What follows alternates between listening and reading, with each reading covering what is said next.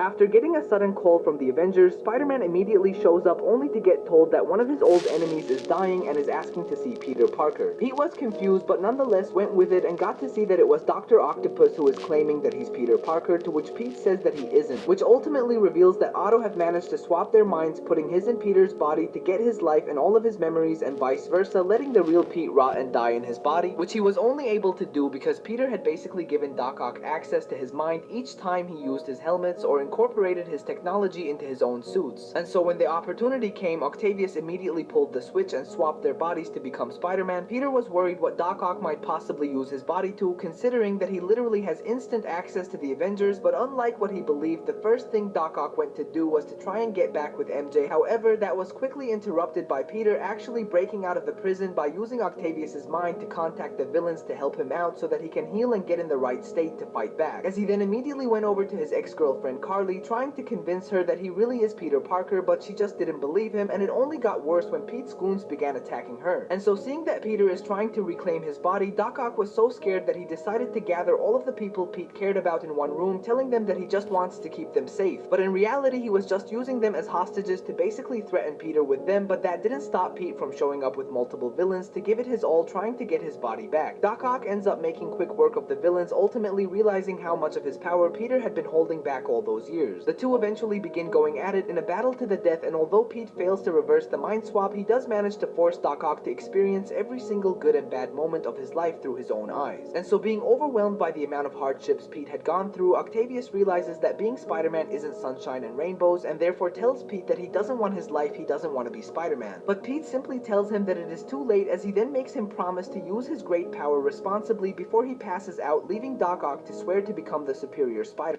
After getting